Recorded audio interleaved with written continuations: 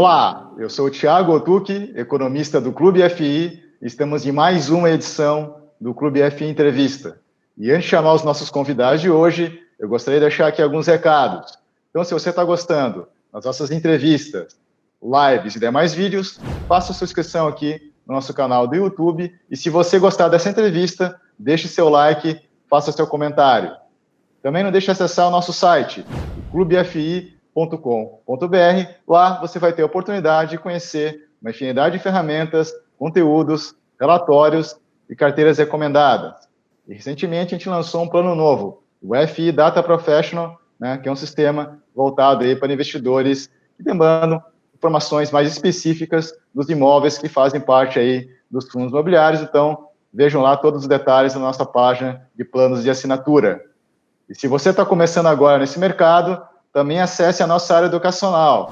Lá você sempre encontra o nosso tradicional curso online de fundos imobiliários. Bom, os nossos convidados de hoje são da equipe de gestão de fundos de CRI da Rio Bravo. É o Evandro Butini, que é head de renda fixa e multimercados, e o Guilherme Reingartz, que é gestor de fundos de crédito estruturado. Tudo certo aí, Evandro? Tudo certo, obrigado aqui pela oportunidade da gente falar com vocês. A gente estava conversando antes, é um prazer realmente estar aqui no site de vocês, o Clube FI, que é o site que eu, pelo menos, mais acompanho de fundos imobiliários. Obrigado, Evandro, pela tua primeira participação aqui no nosso programa. E, Guilherme, tudo certo contigo aí? Tudo certo, Thiago. Muito obrigado aí também pela essa oportunidade nossa. Vamos começar aí, tá? Muito obrigado pela oportunidade. Legal, Guilherme. Então, a gente também agradece a tua primeira participação. Lembrando que o Rio Bravo aqui, né, já participou algumas vezes, até a última entrevista foi com o time de gestão também, só que conversamos com o Felipe, né, que é responsável pelo novo fundo da casa, o Rio Bravo Renda Residencial, né, também o responsável, né, o Juliano, né, na parte de fundos. Então, se vocês tiverem interesse, né, é só acessar a nossa playlist. E hoje, então, a gente vai conversar com a equipe responsável, né, a equipe de crédito responsável pelos fundos de CRI. O foco vai ser o fundo, o FI Rio Bravo Crédito Imobiliário 4, né, que é o RBIV11, né, o Código de Negociação. Mas antes de falar do fundo, eu gostaria que tanto o Evandro como o Guilherme, então, já que é a primeira participação de vocês, então, começando pelo Evandro, falar um pouco da experiência profissional aí. Legal. Eu estou na Rio Bravo já desde a primeira vez que eu entrei, há mais de 12 anos. Primeira metade dessa minha vida já na Rio Bravo foi como economista aqui da Rio Bravo, trabalhando junto com o Gustavo Franco, atendendo todas as áreas aqui de gestão. E a partir de 2015 que eu passei mais para a gestão, tá? E aí, no final do ano passado, o Paulo Billy, que é nosso CEO, convidou também para assumir a área de crédito. Eu já cuidava da área de multimercado, mas também para assumir a área de crédito. E já vinha de um trabalho muito bem feito, mas a gente precisava de novos produtos, e foi aí que uma das primeiras investidas aí que a gente fez no mercado de CRIs foi, já com a nova equipe, o RBIV, cuja IPO, cuja liquidação foi no dia 17 de dezembro do ano passado. E a gente trouxe o Guilherme também, logo depois que eu assumi, no comecinho do segundo semestre do ano passado. Acho que é isso aqui do meu lado. Guilherme, você quer falar? Claro. Bom, vamos lá. Então, o meu background, eu comecei a minha carreira na Gafisa, na construtora Gafisa. Lá eu trabalhei na área de operações estruturadas, então, teoricamente, eu estava ali do outro lado do balcão, quando a gente fala de uma dívida de CRI. Lá, basicamente, a gente captava recurso para fazer os projetos. Depois de lá, eu passei por uma securitizadora, que é a Forte Securitizadora, a Fortsec, que faz efetivamente a gestão e estruturação e emissão de CRIs. Depois de lá, eu fui para uma gestora de private equity pequena do mercado. E aí, em meados do ano de 2019, eu ingressei aqui na Rio Bravo para fazer a parte da gestão dos fundos de crédito imobiliário e também para fazer estruturação de papel para eventualmente colocar nos nossos fundos e também para distribuição para mercado. Tá? Então, Rapidamente, o meu currículo são essas 4 empresas que eu participei. Bom, legal, Guilherme. Então, Evandro, a pergunta que eu tenho para você é sobre a estrutura, né, de gestão, né, dos FIIs aí de recebíveis imobiliários da Rio Bravo, né, que é uma gestora bastante tradicional, enfim, já está atuando nesse mercado há muito tempo, né, tem muitos fundos listados, então tem fundos bastante conhecidos aí, principalmente os fundos de tijolo. Existe como é que funciona a área específica de vocês? Existe uma integração com a equipe de tijolo e com a renda fixa e multimercados? Quer dizer, isso é até uma estrutura diferente que as demais gestoras aí de FIIs de recebíveis? A Rio Bravo faz CRIs desde o começo do século, né, da década passada. A gente foi uma das primeiras casas a fazer CRI, logo quando as alterações na lei permitiu. A equipe que fazia isso com mais frequência na Rio Bravo acabou saindo em 2008, né? Mas coincide que 2008 também foi quando a gente começou a fazer crédito corporativo, e a partir de 2012, 2013, um pouquinho antes disso, a gente voltou a fazer gestão de fundos de CRI e estruturar operações de CRI com vistas mesmo de originar operações para os nossos fundos, né? Mas algo que a gente sempre achou muito adequado foi, primeiro, ter uma segregação entre a parte de CRIs de tijolo, porque às vezes estão competindo pelas mesmas operações, você está conversando com o cliente, a alternativa pode ser mais equity ou dívida, dependendo um pouco de cada projeto, né? E a gente sempre achou que fazia muito sentido a área de crédito estar à frente da gestão de CRIs. Afinal, é um ativo de crédito, não tenha dúvida, o crédito estruturado, o lastro é imobiliário, mas é uma operação de crédito. Então, a Rio Bravo tem um comitê, que acho que o Guilherme pode falar mais para frente, um comitê de crédito que aprova todas as operações de crédito da empresa, inclusive os CRIs. Então, a equipe de gestão que trabalha junto com o Guilherme está dentro da área de crédito. Então, eu cuido da área de crédito e de multimercado, mas embaixo de mim, cada uma delas tem uma pessoa responsável. Na área de multimercado, um gestor dos multimercados. Na área de crédito, o Maurício Xavier, que tem... talvez erre um pouquinho para cima e ele vai achar que eu estou chamando ele de velho, mas que tem mais de 25 anos, Guilherme, você sabe melhor que eu, não, mais de 25 anos de experiência em crédito no Brasil, no exterior, em estruturação e gestão de crédito.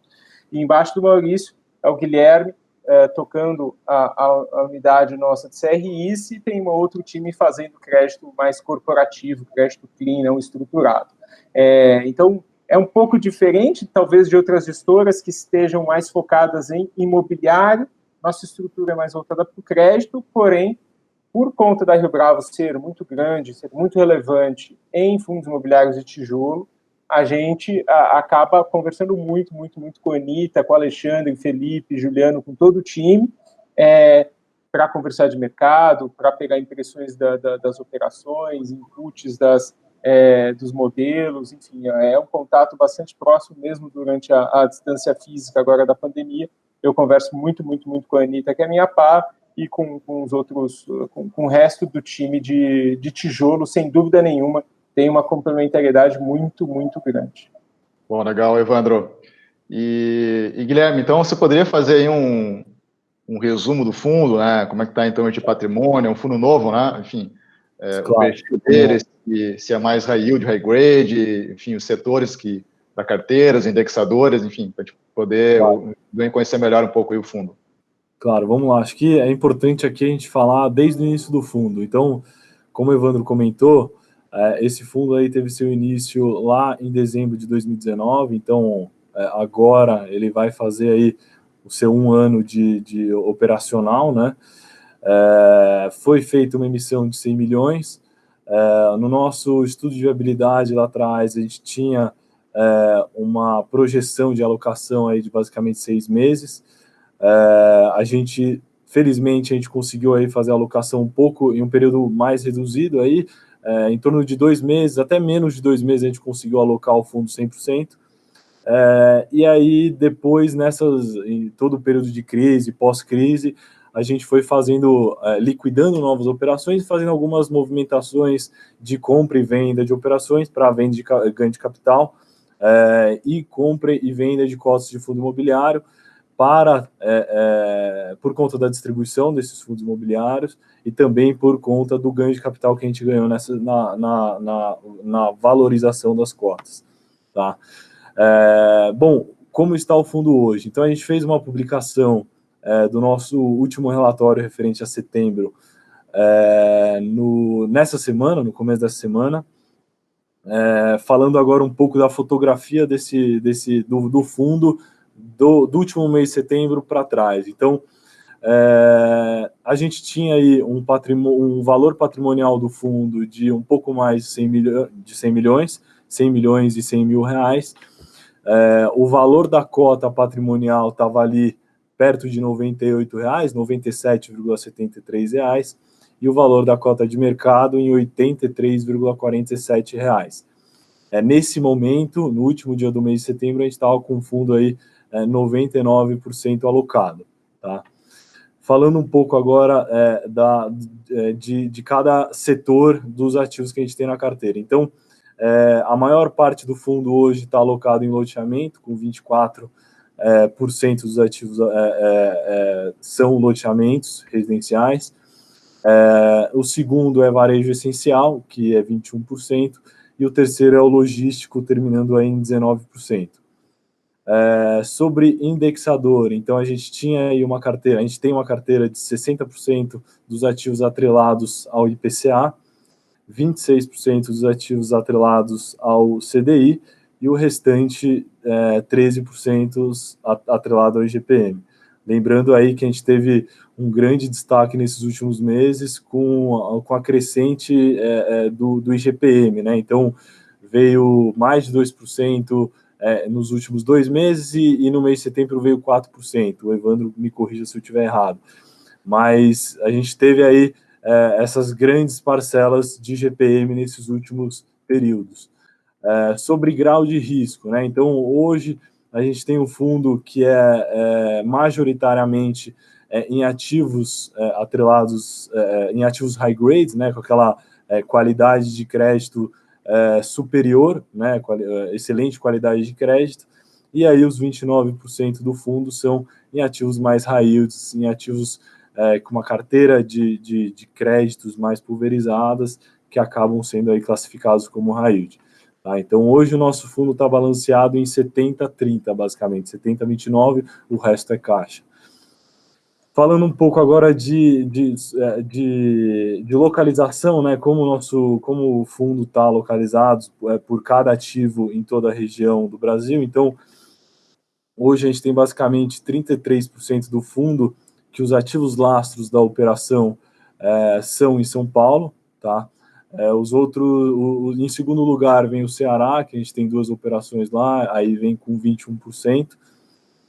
Terceiro, Santa Catarina, com 18%, e em seguida, quarto, com Mato Grosso com 12%, que lá a maior parte não, lá todos se tratam de loteamentos.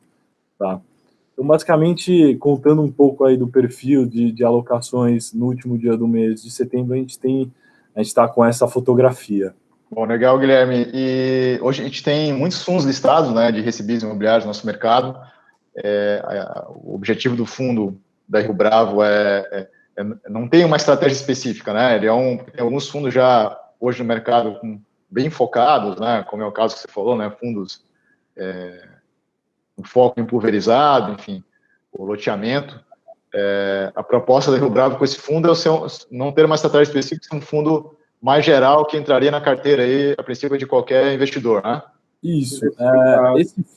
Esse fundo é majoritariamente high grade, né? Então, embora a gente tenha ali 30% do fundo atrelados em operações high yields, né? Que a gente fala que são operações que relativamente pagam mais tem uma taxa mais atrativa. Nessas operações que tem uma taxa mais atrativa, a gente tem uma parcela menor no fundo, porque a intenção desse fundo não é para ser um fundo majoritariamente high yield. Desde o início, desde sua concepção, a nossa estratégia sempre foi ter um fundo com aqueles ativos que têm uma qualidade efetivamente melhor de crédito, tá?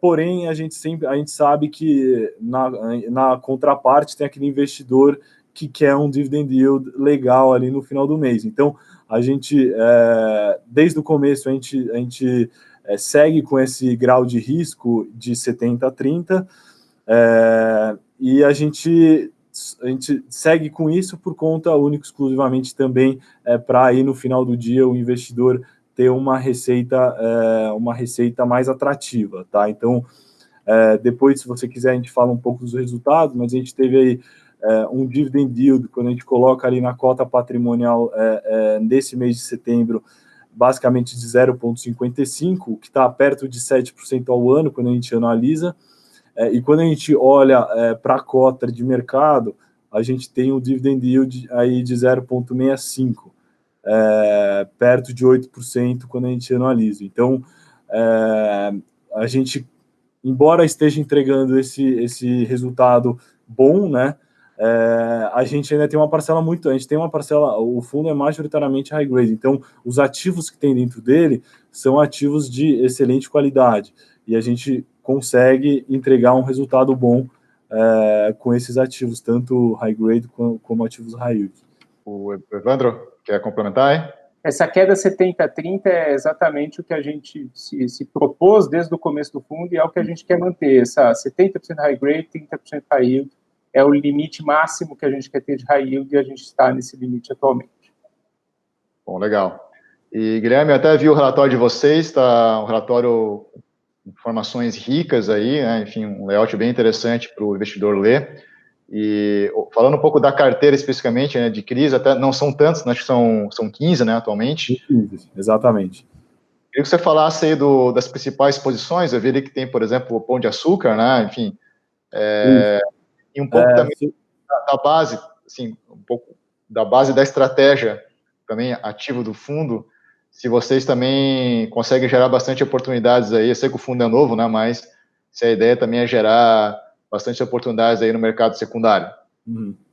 Vamos lá, então os nossos principais ativos aí da carteira com maior porcentagem de alocação, vamos dizer assim, é BRDU, que é uma operação high yield, são 4 loteamentos, depois eu passo um pouco, Latam, que é uma operação de um galpão de manutenção de aeronave no aeroporto de Guarulhos, e o Grupo Pão de Açúcar, que é contrato sale-leaseback, né, que são aqueles contratos atípicos, tá?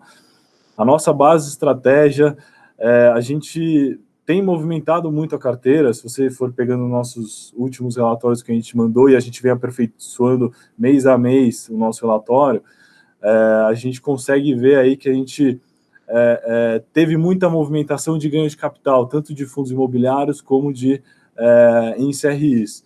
Então, o que a gente faz? A gente compra o CRI relativamente com preço mais baixo e acha um vendedor para comprar esse mesmo papel por um preço mais atrativo. Então, aí, esse ganho de capital a gente consegue distribuir para o mercado. Lembrando que ganho de capital em CRIs a gente não é tributado, então não tem imposto de renda sobre esse ganho. Agora, em fundos imobiliários, a gente tem que ser tributado em 20%. Mas a gente tem em ambas as duas estratégias, tanto de ganho de capital em CRIs como em fundos imobiliários. Nesses últimos meses, vocês conseguem ver que a gente teve mais dessas movimentações, mais dessas transações aí de compra e venda de ativo e vendendo no mercado secundário. Mas sim, a gente tem aí uma estratégia também de fazer essas transações com ganho de capital. Falando agora um pouco desses 3 ativos, então, um desses ativos é BRDU, que é a nossa maior exposição. Essa operação, a gente tem basicamente 4 loteamentos dentro dele, tá? É uma operação que foi feita aí no começo desse ano, saiu a taxa de IPCA mais 9. O bom dessa operação é que desde o início foi feito pagamento de juros e amortização e correção monetária, então não houve carência né, nesse período, que algumas das operações a gente vê aí saindo com carência de amortização, carência de correção monetária. Essa foi uma das operações nossas que saiu já pagando PMT full, né, que a gente fala, que é juros, amortização e correção monetária. Das garantias que a gente tem atrelada nessa operação, por conta de ser aí um loteamento, a gente está falando de uma carteira pulverizada. O que é uma carteira pulverizada? Então, BRDU é uma loteadora em Goiás, ela tem vários loteamentos, e nesses loteamentos os mutuários, que são os clientes deles, vão comprando os lotes e vai montando essa carteira de recebíveis, né? Então, a partir do momento que a gente tem uma carteira de recebíveis, a gente consegue fazer a securitização dessa carteira, e uma das garantias que entra para a operação é a cessão fiduciária desses recebíveis, tá? Outra garantia é a alienação fiduciária das cotas da SPE, aval da própria empresa, que é a BRDU Urbanismo SA, fundo de reserva e fundo de obra, tá? Fundo de reserva, o que é? Fundo de reserva é uma parcela que fica no fundo, é uma parcela que fica no patrimônio separado da securitizadora, em caso de uma emergência. Então, estressando o cenário, caso o tomador venha a não pagar uma das parcelas mensais, a gente usa esse fundo de reserva para fazer esse pagamento para o investidor, e também as despesas do CRI. E aí, posteriormente, ele faz a recomposição desse fundo de reserva. E o fundo de obra serve para... É um fundo que fica também no patrimônio separado, em uma conta separada do fundo de reserva, que esse recurso é único exclusivamente para obra. Então, 100% do recurso da nossa liquidação da oferta do CRI pagou todos os custos de emissão, uma parte foi para o fundo de reserva e o restante foi tudo para o fundo de obra para financiamento dessa obra do loteamento. Nesse caso aqui, como que a gente entrou nesses loteamentos? Havíamos, lá no começo do ano, 75% de obra concluída, ou seja, a gente usou o nosso recurso para liquidação só para terminar esses 20% de obra, e a gente tinha lá atrás 70% do loteamento já vendido, desses 4, né? Então, se a gente fizer uma média entre os 4 loteamentos, a gente está falando de 2 loteamentos em Mato Grosso, um em São Paulo e outro em Goiás. Então, se a gente fizer uma média desses loteamentos, a gente tinha 70% vendido, tá? Com 75% de obra, sendo que um já tinha a obra 100% concluída. Tá? Então, essa é a nossa maior operação, a nossa maior alocação do fundo. Passando para a segunda, então a gente está falando de uma operação da Latam, então é um contrato atípico, né, que é o BTS, Build to Suit. A operação saiu com taxa de emissão de 5% ao ano mais IPCA. Também não teve carência em momento algum de principal e amortização desde o seu início. Então, a operação foi feita desde o seu início com pagamento full, tá? E vem se pagando até hoje normalmente. A única garantia dessa operação é a fiança bancária do Bradesco, que a gente sempre tenta deixar o mais claro possível para todos os ouvintes como que ela funciona, tá? Então, é bom falar desse ativo. Esse ativo é um galpão de manutenção das aeronaves, da Latam. Esse galpão fica localizado no aeroporto de Guarulhos, tá? E é um dos principais ativos da companhia, tá? Então, além desse, a companhia tem o outro ativo também de manutenção, então só são esse mais um, tá? Os demais ativos são para estacionar a aeronave e fazer qualquer outro tipo de coisas supérfluas, vamos dizer assim, mas esse, efetivamente, é um dos principais ativos da companhia no Brasil, tá? A carta fiança, como funciona? Então, a gente tem 2 triggers aí de acionamento dessa carta fiança. O primeiro gatilho é o inadimplemento pecuniário. Então, a partir do momento que a Latam vier a deixar de pagar o contrato de locação, essa carta-fiança vai ser acionada automaticamente, tá? Então, a gente vai executar a carta-fiança e o Bradesco vai nos pagar o valor que está lá na carta-fiança. E um outro gatilho que tem é a não renovatória dessa carta-fiança. Então, essa carta-fiança tem prazo ali de 1 ano de vencimento, então foi renovada agora em abril, e a próxima renovação é lá no mês de abril de 2021, e ela tem, se ela não for renovada 1 mês antes do seu vencimento, ou seja, se não for renovada até dia 31 de março, no dia 1º de abril, ela também já é vencida antecipadamente. Então, a gente pode executar essa carta-fiança. Tá? Então, esses são os 2 triggers que está atrelado a essa garantia dessa operação, que a gente está falando aí de um banco AAA do mercado. Tá? Se me interromper, acho que é um aspecto importante, né? Porque olhando ali o relatório de vocês, então tem desde o segmento que é um varejo essencial, uma empresa grande, que é o Grupo Pão de Açúcar, né? Que nenhum. Mas tem também a Latam, que é um dos setores talvez que seja o mais afetado agora nessa pandemia, né? Todas as aéreas com bastante dificuldade. E tem também shopping, né? Que foi bastante afetado. Vocês têm lá um peso de shoppings. Então, vocês estão monitorando isso de perto. E acho que você já, de certa forma, respondeu com bastante detalhe. Então, o investidor pode ficar tranquilo que numa situação de estresse aí tem margem de segurança aí pelas garantias que você citou aí, né? Claro. Aproveitar que você falou de shopping center, então, claro, a gente teve lá no começo da pandemia, todos os 95% dos shoppings do Brasil ficaram fechados. O nosso, claro, não foi diferente, mas a gente considera que a gente teve excelentes renegociações com esses tomadores. Claro que a gente não queria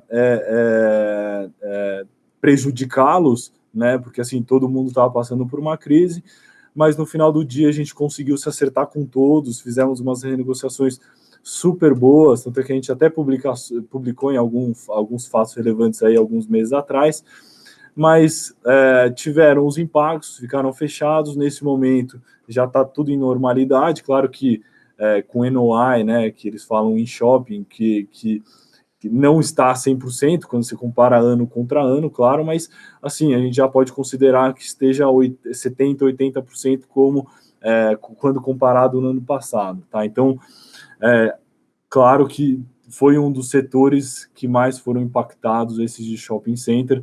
Essa é a nossa operação da Latam. A gente sentiu um receio do mercado, por isso que a gente tentou informar, tentou deixar mais claro os cotistas e outros que não estão no nosso fundo sobre essa operação. E a gente, claro, está super atento com todas as informações que saem. A gente tem aí algumas reuniões com todos os prestadores de serviço da operação, tanto securitizador, agente fiduciário, como o próprio proprietário do imóvel. Então, assim, a gente está muito em cima de todas essas operações, claro, não só dessas daqui que deram aí, que tiveram esse estresse durante essa crise, mas a gente está em cima de todas as nossas operações que tem nos nossos fundos de crédito estruturado, tá? A terceira operação nossa com maior alocação é a operação do Grupo Pão de Açúcar. Então, aqui a gente está falando de uma operação de sale-leaseback, né, de um contrato atípico, de um único contrato atípico. A taxa de emissão foi feita a IPCA mais 4,8. Essa foi uma operação que não teve carência de juros, então a partir da liquidação da operação a gente já teve aí o pagamento de juros, porém nessa operação a gente teve carência aí de 18 meses de amortização e correção monetária. Tá? Essa carência, inclusive, já está acabando. Sobre as garantias dessa operação, a gente tem a alienação fiduciária do terreno, o fundo de reserva, o fundo de despesa e também o aval cruzado. Depois eu comento um pouco mais sobre o aval cruzado. Essa foi uma operação que, quando a gente compara os resultados do GPA ano contra ano, a gente teve, foram resultados aí extremamente expressivos quando a gente compara esse histórico no período aí do primeiro trimestre, segundo trimestre. Então, essa é uma operação que foi super bem, mesmo aí com todo o estresse da crise. Bom, aproveitando que está falando sobre questão das garantias, né? Até estava olhando ali o relatório de vocês também, acho que eu peguei até o exemplo aqui da própria operação do Grupo Pão de Açúcar, né? Porque o objetivo aqui também é falar dos fundos, mas a gente tem uma abordagem também educacional, até para o investidor entender como funciona, né, toda essa estrutura desses fundos de CRI, até ficar mais à vontade, né, investir nessa categoria de fundo. Claro.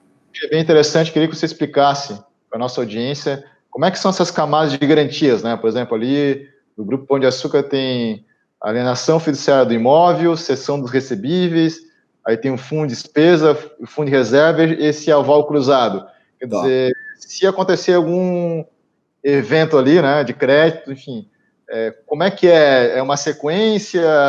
São várias garantias executadas ao mesmo tempo? E como é que funciona isso? Então, vamos lá. Boa pergunta. A partir do vencimento antecipado. Então, a partir do momento que tenha um vencimento antecipado, ou por inadimplência, ou por qualquer outro motivo, a gente dá vencimento antecipado na operação e automaticamente no dia seguinte a gente começa a execução.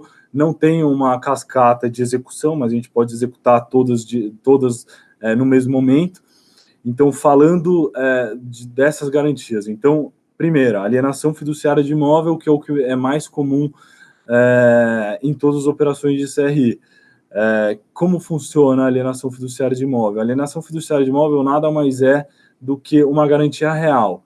A partir do momento que aquele devedor não arque com suas obrigações, a gente executa essa alienação fiduciária do imóvel, do que nada mais é o imóvel passa a ser meu ao invés de ser dele, e eu faço a gestão daquele imóvel, daquele galpão, daquele projeto residencial. Então o imóvel sai da mão dele e passa para a minha mão.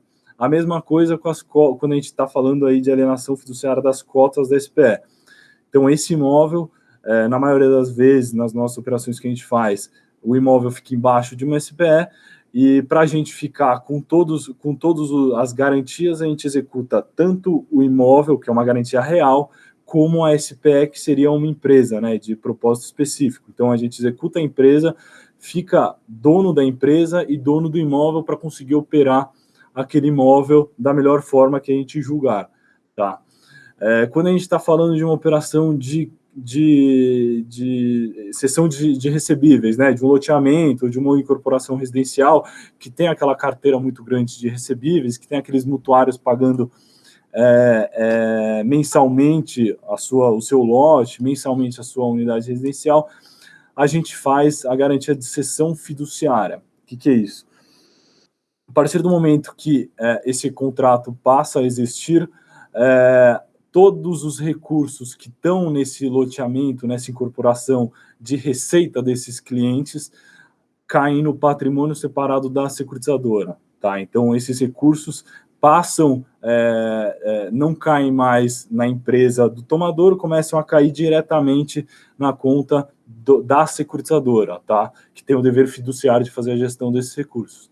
A partir do momento que a gente tem uma execução, a gente também executa a cessão dos recebíveis, a cessão fiduciária dos recebíveis, que esses recebíveis nada mais é do que, vão para, esses recebíveis não são mais seus, todas essas vendas, todos esses créditos que a gente tem a receber é nosso, não é mais de vocês. E também, em um caso aqui num dos nossos ativos, a gente tem um aval cruzado, que é nesse caso do Grupo Pão de Açúcar. Como se trata, nessa operação, a gente está falando aí de 6 contratos atípicos, então, em cada um deles tem um aval. Então, a gente tem contratos com Pão de Açúcar e também tem contratos do Açaí. Tá? Açaí também é da própria rede de Pão de Açúcar. Então, esse aval cruzado é o aval que estão dentro desses contratos. Então, no contrato do Açaí, a gente tem o aval do Pão de Açúcar e no contrato de locação do Pão de Açúcar, a gente tem o aval do Açaí. Tá bom? Então, rapidamente, sobre as principais garantias do CRI são essas. Ficou alguma dúvida? Não, acho que ficou bem claro e, enfim, são muitas garantias, acho que a grande diferença do CRI, de repente, em relação a outros títulos de crédito, acho que é essa amarra aí da execução, que o devedor vai pensar 2 vezes também, né, antes de... Exato, Óbvio na jogada. Isso, a gente está aqui falando de aval cruzado, mas, claro, nessas operações também tem aval. Normalmente, o que a gente faz quando é uma operação que não se trata de uma empresa AAA do mercado, né, de um loteador, de uma incorporadora, de uma empresa de supermercado menor, a gente pega o aval das empresas que são sócias da SPE, então, normalmente aquela SPE que é para aquele projeto específico, tem alguns sócios que são os sócios do grupo que ali gerenciam essa SPE.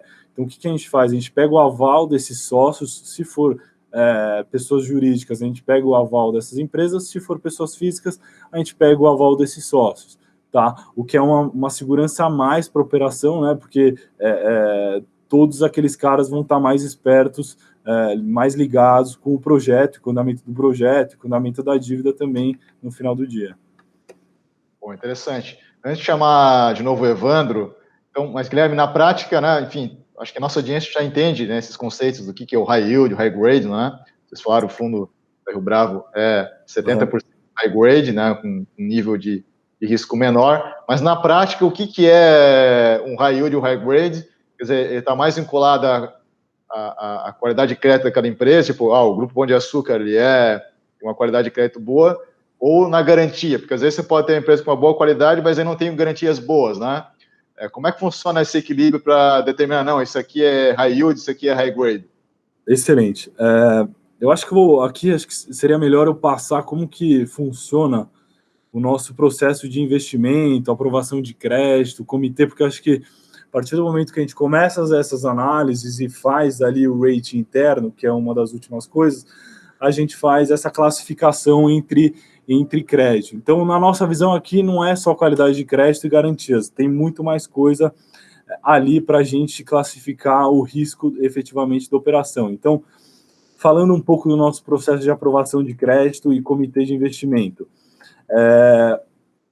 Bom, a gente tem um poder aqui dentro da Rio Bravo de originação muito grande. Eventualmente, vem alguns tomadores querendo fazer dívida com a gente, ou também vem operações do mercado, que a gente faz ali uma análise preliminar, ou do projeto, ou analisa o teaser que vem ali de outras casas, e apresenta numa reunião semanal que a gente tem aqui internamente, né? A gente apresenta para o Maurício Xavier, que ele é o head de renda fixa, e ele decide se for legal a operação, se ele gostou, a gente segue para uma análise mais profunda, e se ali ele viu algum ponto que não se encaixava, ele fala, não, vamos declinar e vamos para a próxima, tá? Ele dando ok, a gente segue para uma análise muito mais profunda. Então, o que a gente vê nesses ativos que a gente recebe, tá? Principalmente, a gente vê a qualidade daqueles recebíveis, né? Os recebíveis lastros, quando a gente está falando de uma carteira mais pulverizada, ou a gente vê a empresa da contraparte, quando a gente está falando de um contrato atípico. A gente vê os acionistas daquela empresa, então uma das principais coisas aqui é fazer a análise dos acionistas. A gente tem uma área aqui interna, que é a nossa área de compliance, que a partir do momento que a gente acha uma operação interessante, começa a estruturar aqui dentro ou pega do mercado, uma das primeiras coisas é a gente fazer o envio de todos os CPFs, de todos os CNPJs para a nossa área de compliance, fazer toda uma análise em cima de todas aquelas pessoas e empresas, todo o histórico dessas pessoas e empresas, tá? A gente também analisa os números da empresa, então todas as demonstrações financeiras, balanço, demonstrações de resultado, faz ali, vê o mercado em que ela atua. A gente vê mercado de duas formas diferentes, né? Então, o mercado como região, então, onde aquele ativo está localizado, em qual região, em qual cidade, em qual bairro está localizado, e a gente também faz um comparativo com aquele produto naquele mercado, faz sentido? Se for uma incorporação que ainda não está 100% performada, não tem muitas vendas, a gente tem que fazer essa pergunta se esse projeto aqui, um projeto alto padrão, faz sentido nesse lugar? Se fizer, a gente segue para análise. Se não fizer, a gente também descarta, tá? E a gente vê muito as partes das garantias que foram atreladas na operação. Então, o que a gente vê dessas garantias? Primeiro, a gente tem um engenheiro interno contratado, que todas as operações que a gente começa a analisar, também uma das primeiras coisas é ele ir fazer as avaliações, porque, claro, a gente sempre recebe laudos de outras empresas terceiras, mas, claro, a gente quer sempre a do nosso engenheiro aqui da Rio Bravo, que vai em todos os ativos fazer o laudo de avaliação. E nesses ativos, o que a gente... na cabeça de crédito, a gente sempre tenta estressar o cenário. Então, num cenário de execução, qual que é a liquidez desse ativo? Né? Quanto tempo que a gente demoraria para vender esse ativo? Se caso a gente vir a executar a alienação fiduciária, a gente fica proprietário do imóvel. A nossa intenção não é gerir imóvel, né? A nossa intenção é gestão de investimentos, então a gente não quer ficar com o imóvel imobilizado, a gente vai vender para o mercado e a gente vê a liquidez desse ativo.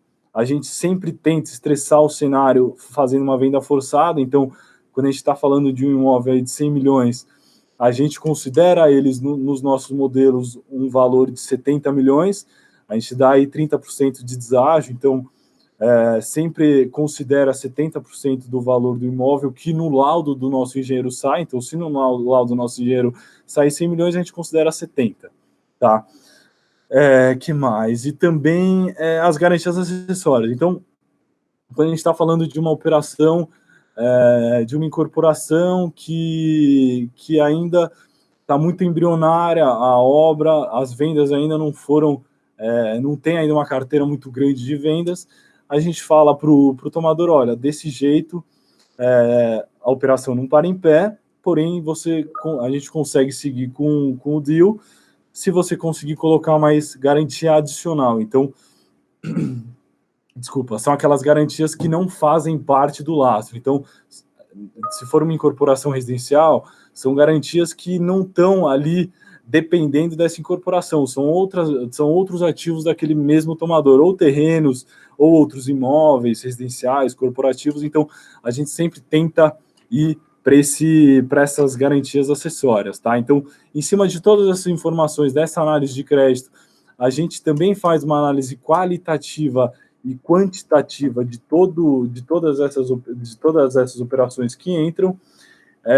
Também a gente, a partir do momento que eles assinam o termo sheet é como se fosse uma proposta, né, que o tomador está de acordo com todas as nossas cláusulas, com todos os nossos números, com taxa, com tranches. Eles estando de acordo, a gente faz ali uma visita para conhecer todos os sócios, todos os executivos da empresa. Então, isso a gente acha importante, além de conhecer o ativo, conhecer todas as pessoas que fazem a gestão daquela empresa, tá? E aí, com todas essas informações, a gente faz um rating. Nesse rating, a gente classifica que tipo de operação que é, se é uma operação high grade ou se encaixa numa operação high yield, dá uma taxa, muito com esse risco-retorno de todas essas informações, e aí sobe a operação para comitê. Então, o nosso comitê hoje está composto por 4 membros. Então, hoje a gente tem o Paulo Bilic, que ele é o CEO e CIO da Rio Bravo. A gente tem a Vanessa, que é a COO da Rio Bravo. A gente tem o Evandro Butini, que ele é o diretor de fundos líquidos, né?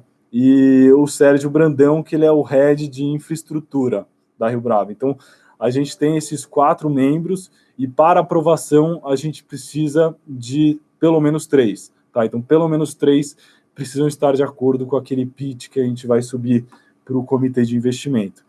Então, basicamente, para não me alongar mais, o nosso critério aqui de aprovação e comitê de investimento é esse.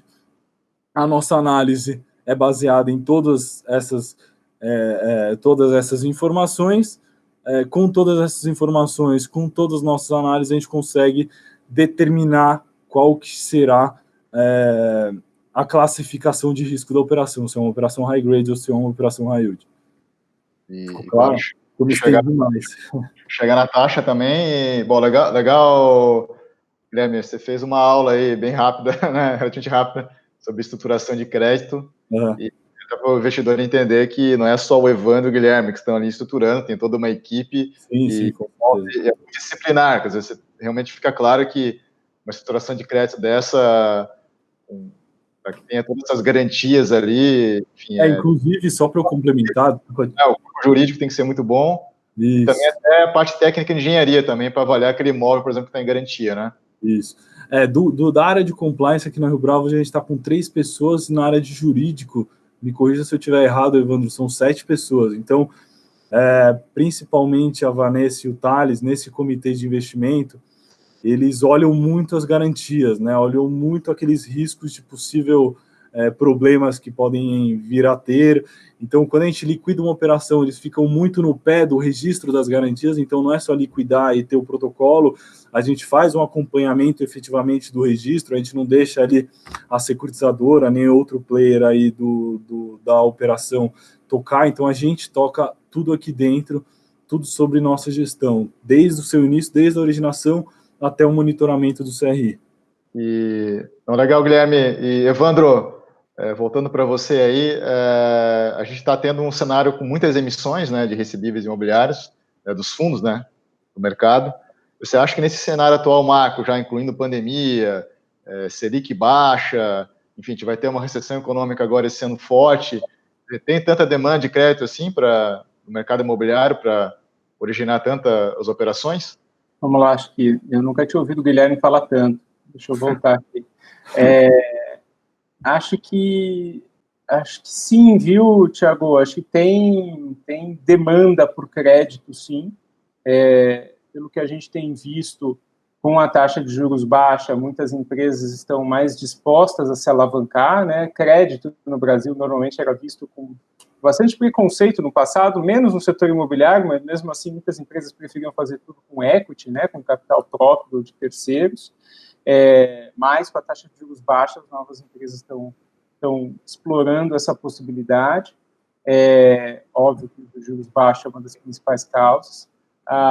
As empresas mais tradicionais também estão aproveitando para se alavancar ainda mais, tentando limpar os balanços, desimobilizar, e a gente tem visto, desde que a gente começou esse fundo no final do ano passado, foi uma boa surpresa para a gente essa parte aí da demanda de crédito, né, quem quer tomar crédito, está bastante aquecida, e apesar da recessão, apesar dos efeitos da pandemia, pelo que a gente tem visto, o setor de construção, o setor imobiliário tem sido um dos resilientes. Tem setores muito afetados, acho que shopping é um deles, mas empresas grandes de shopping acho que tem um balanço bastante robusto para fazer operações. Tem setores que a gente achava, como o Guilherme falou, que poderiam sofrer, que é o setor de loteamento, mas que, pelo menos os nossos, não tiveram impactos claros do Covid, pelo contrário, as vendas dos loteamentos que a gente tem nos fundos estão surpreendendo positivamente as nossas estimativas. Setor de varejo essencial está bombando, não precisa nem usar eufemismo, a gente vê crescimento de 2 dígitos de receita e de lucro, como o Guilherme comentou, então acho que vai continuar assim essa demanda por crédito. Tem muita emissão também, né? A gente está vendo pelo lado da oferta de crédito, né, que a oferta de fundos imobiliários de CRIs também tem tido uma oferta bastante grande, mas acho que acompanha essa demanda. Não consigo ainda dizer se isso é um desencontro entre oferta e demanda, não parece ser. Acho que tem que ser sempre muito cuidadoso. A gente na Rio Bravo, seja em tijolo, seja em dívida, a gente gosta de fazer emissões menores, sempre com pipeline bastante robusto, para que, se não alocar 100%, alocar uma porcentagem grande rapidamente, porque, afinal, com a taxa de juros do jeito que está, o caixa queima na mão, não faz sentido a gente ficar cobrando taxa de administração alta dos nossos cotistas, taxa de administração dos nossos cotistas com juro tão baixo, então a gente prefere ser conservador. Acho que isso tem que olhar a pipeline de uma oferta, o quanto o gestor aloca desse pipeline num horizonte razoável. É isso que a gente pretende manter aqui nos nossos fundos. Não vamos fazer grandes ofertas de cheque em branco enfim, porque não é o nosso jeito de trabalhar. E, Evandro, também com esse GPM, né, que desse acumulado que já está aí, se eu não me engano, acho que 17%, né, descolou bem do IPCA, então o investidor sempre fica tentando entender agora, por que eu não estava em fundos com IGPM, enfim, porque tem fundos que estão mais concentrados, enfim, como é que você vê, como é que você enxerga? Porque eu tenho opinião assim, eu prefiro delegar isso para o gestor, de repente não estou num fundo especificamente que fala que sempre vai estar alocado IGPM, acho que até o papel na minha opinião, né, o papel do gestor entender esse processo. Então, eu queria que você explicasse também como é que vocês calibram isso? Tipo, a partir de agora, será que o IGPM vai explodir de novo? Acredito que não, né? Nesses níveis que estão agora. Então, as decisões, como é que funciona esse ciclo, né? De inflação, ou mesmo se eu voltar mais em CDI agora, enfim, até para o investidor entender essa dinâmica aí dos índices de inflação. No longo prazo, digamos assim, eu gostaria de ter um fundo um pouco mais balanceado entre CDI e inflação. Só que também tem o lado da estruturação dos ativos, que eles não saem aleatoriamente entre CDI e inflação. É muito casar o CRI com o contrato de lastro, e no caso, pelo menos dos papéis que a gente vem olhando, a grande maioria vem sendo atrelado ao IPCA, tá? Ao IPCA e um pouco ao IGPM. Por isso, o nosso fundo tem, uma das razões, tem uma parcela indexada à inflação maior, como o Guilherme já comentou. Além disso, tinha, sim, a nossa opinião, desde que a gente começou o fundo em dezembro, de que a inflação seria mais atraente do que o CDI para o investidor. Erramos no primeiro semestre, por conta da pandemia, não era um evento que a gente esperava, obviamente, a gente esperava que havia um risco do Banco Central cortar mais a taxa de juros, por isso a gente não gostava muito de CDI, preferia inflação, mas a inflação ficou até negativa em muitos meses aí no começo da pandemia, o que prejudicou bastante a gente, porém agora no segundo semestre está nos beneficiando. Nossa carteira é mais 60% atrelada em inflação, a maior parte IPCA, mas a gente tem aí uma parcela crescente, próxima a 12%, atrelada ao IGPM, que vem ajudando bastante. Outra coisa que as pessoas têm que lembrar é que normalmente a indexação do papel com a inflação tem uma defasagem. Não é? Esse mês o IGPM foi de 4%, então este mês vai ter uma distribuição elevada. Normalmente tem uma defasagem de 2 meses, em média, 1, 2 meses, para essa inflação alta passar para os ativos, tá? Então, eu concordo com você, acho que tem um pouco do trabalho do gestor, sim, decidir qual indexador privilegiar, mas essa decisão também não é puramente baseada nas nossas expectativas econômicas, tem um pouco também do que tem no mercado, o que tem nos ativos que a gente está olhando, porque a gente não quer descasar o CRI com um contrato que é o lastro de fazer uma coisa a CDI, outra coisa a inflação, ou vice-versa. Sim, então às vezes tem uma expectativa que nos próximos 2 anos o GPM vai subir muito mais do que IPCA, mas também depende do que você tem na tua mão no mercado também, né? Enfim, não tem milagre, né? E Evandro, a Rio Bravo também tem outros fundos listados, né? Mas acho que esses, pelo que a Isabela falou, né, que é a RI aí da gestora, são fundos que têm prazo determinado, correto? Você queria falar mais alguma coisa sobre esses outros fundos, rapidamente? Acho que vale a pena, como eu falei, a Rio Bravo faz crise desde o começo da década passada, fundos de CRI desde, acho que o primeiro foi 2008, se eu não me engano, 2008, 2009, porém, até a emissão desse fundo que a gente comentou mais aqui, do RBIV, todos tinham prazo determinado, eram fundos amortizáveis. A lógica que a gente seguia era de que vamos mimetizar um CRI dentro de um fundo, ele vai ter um prazo aí de uns 10 anos, vai pagando amortizações, e o cliente pode sair e a gente vai fazendo outros fundos e assim por diante. Porém, não foi assim que o mercado avançou. Sinceramente, tem vários problemas, tanto de público-alvo para esse tipo de fundo, quanto dos próprios investidores de acompanhar por conta das amortizações que caem. As pessoas, principalmente as que estão começando, as menos informadas, não sabem a diferença entre uma amortização e um pagamento de rendimento.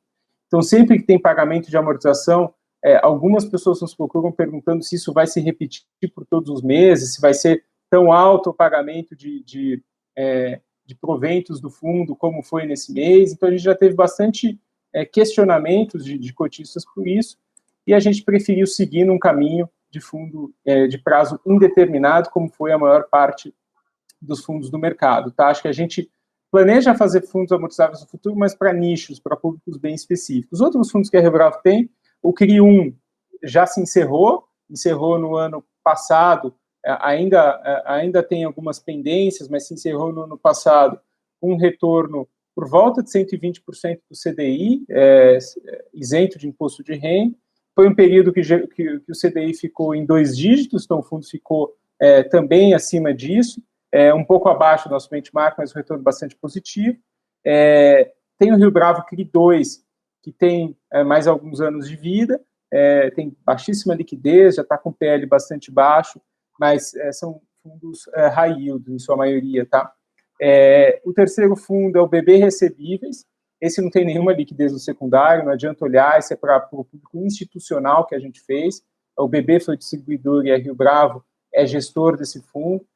São principalmente fundos de pensão em que a gente fez essa estrutura de prazo amortizável. É um fundo que vai bastante bem, mas infelizmente aí o pessoal não consegue comprar no secundário. E por último, um fundo que não é exatamente de CRI, é de uma operação estruturada de dívida, é o RBBV, o Rio Bravo Fazenda Boa Vista, é uma operação de financiamento às expansões da Fazenda Boa Vista, da JHSF. É um fundo que se encerra no ano que vem. A gente não pode falar muito dele, que a gente está liberando alguns relatórios, vocês sabem como isso funciona. Acho que depois que a gente liberar os relatórios relevantes desse fundo, vale a pena também marcar uma conversa sobre ele, que tem atraído bastante atenção, tem bastante cotista, e tem algumas complexidades nesse fundo, por ser uma operação estruturada, tem algumas complexidades aí nele, mas é um fundo que tem um atrativo de ter um capital mínimo garantido pela JHSF, né, de PCA mais um todo mês, e alguns kickers de equity, se a venda na Fazenda Boa Vista superar alguns parâmetros. Acho que é esse o resumo dos nossos outros 4 fundos listados. Teve o CRI 1, teve o CRI 2, o CRI 3 foi o BB, por isso que esse fundo se chama CRI 4. Bom, interessante, Evandro. Então, realmente chegou aqui no final aqui da entrevista, no nosso tempo. Então, como de padrão aqui no nosso programa, então aproveitar o gancho aqui, Evandro, por favor, faz as tuas considerações finais aí. De novo, obrigado, Thiago, um prazer estar aqui, um prazer falar do nosso fundo dos investidores. Acho que tem alguns desafios nossos aqui que a gente conseguiu passar, de explicar a carteira, mostrar que é uma carteira, de certa forma, com 15 ativos, a parte de high yield, de certa forma, também pulverizada. A gente não conseguiu entregar o dividend yield que a gente gostaria no começo do fundo, no primeiro semestre, por conta do Covid, da inflação baixa, mas estamos entregando acima do que planejávamos, acima do guidance que a gente soltou no segundo semestre, e com bastante ganho de capital, que é algo que a gente tem conseguido manter todos os meses, como o Guilherme falou, seja em CRIs, seja em fundos imobiliários, que é uma coisa mais ad hoc que a gente faz com o nosso caixa, tá? E a Rio Bravo, enfim, está sempre olhando pipeline para novos investimentos. A gente deve anunciar novidades aí em breve, a gente volta para conversar com você.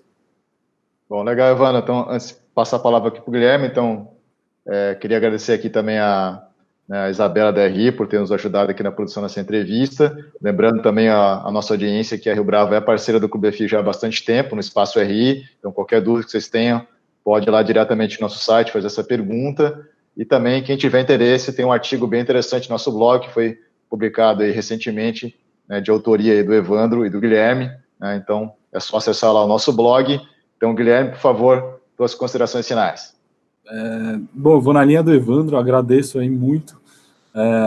Além pela entrevista, e eu acho que o mais importante é por tudo que vocês divulgam aí e espelham para o mercado. Então, acho que esse mercado, principalmente de fundos imobiliários e também de fundos imobiliários de CRI, é um mercado que está crescendo, tem muito para crescer ainda, a gente ainda não está nem em 1% do que a gente vai estar daqui a alguns anos, mas eu acho muito importante esse report que vocês fazem, outras casas também fazem para o mercado, porque está entrando muita gente nova, a gente já aí bateu 1 milhão de investidores em fundos imobiliários, então acho que para todo mundo entender efetivamente como funciona, eu acho que o papel de vocês é indispensável e tem que ter, eu acho muito importante. E, de novo, eu agradeço muito a participação aqui e vamos para novas oportunidades aí. Muito obrigado. Valeu, Guilherme. Então, a gente também agradece a tua primeira participação no nosso programa. Espero voltar a conversar de novo com vocês. Então, Evandro também, obrigado novamente. Então, para a nossa audiência aí também, um grande abraço aí e até o próximo programa. Até mais!